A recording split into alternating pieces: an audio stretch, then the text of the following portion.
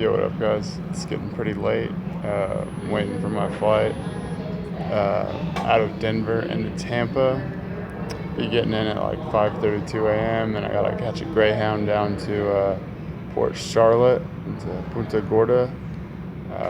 So probably won't sleep tonight, but it should be a fun journey. Hopefully I'll be able to get some rest Sunday.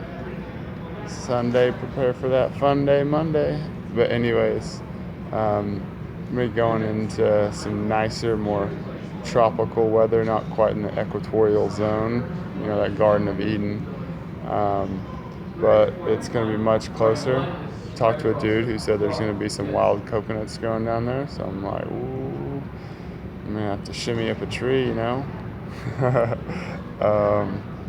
But yeah, does anyone ever find it strange that people go outside in like 70, 80 degree weather and just feel absolutely awful and just can't stand it and want to go back inside to air conditioned weather like they are supposed to be living in a cave or something?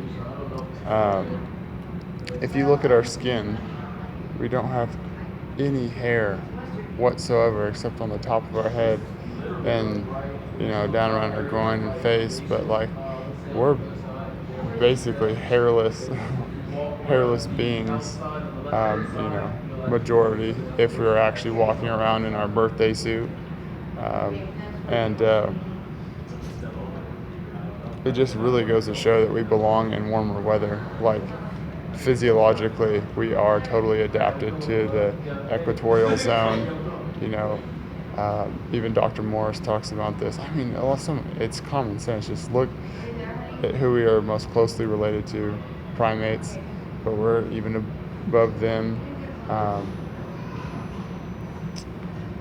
in certain factors or elements. Not trying to get into it, but and just look at like our ability to pick fruit, just our relationship to it. Everything about it makes sense that we should be living in a warm tropical climate.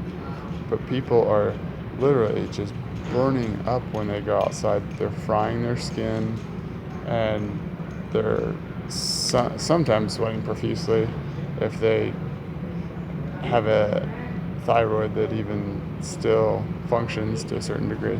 But essentially what's causing all this is acids.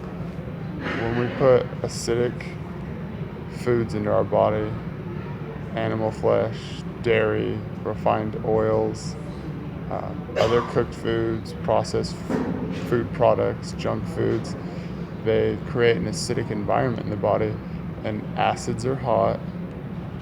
They will burn you up from the inside out. And when you're burning up, your body tries to compensate by wanting to be in a much cooler environment, and people really don't even realize that they're burning up inside for the most part. And then if you look at the alkaline side of nature, it's cooling, it's soothing, and in this reality of creation, there's always a yin and a yang. And if we're eating these alkaline foods and we have a cooler sense within us, I know our body temperature is still going to be hot, but we're not going to have that sense of burning up from acidosis because it's going to be alkaline in nature. It's going to be very complementary to a more tropical environment where we're meant to thrive. When we're alkaline, the sun feels nourishing.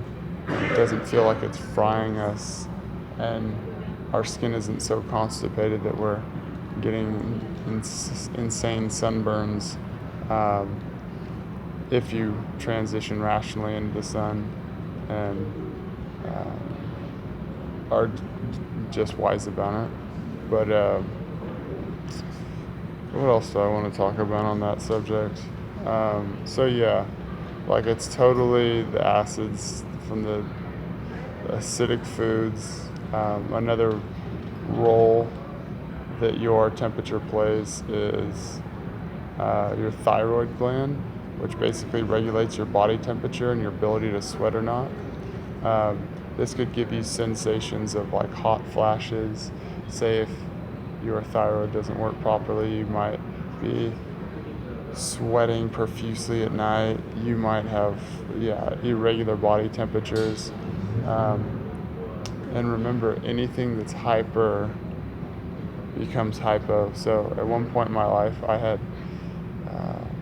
a hyper active thyroid, or very active, overactive thyroid, and I was constantly sweating all the time.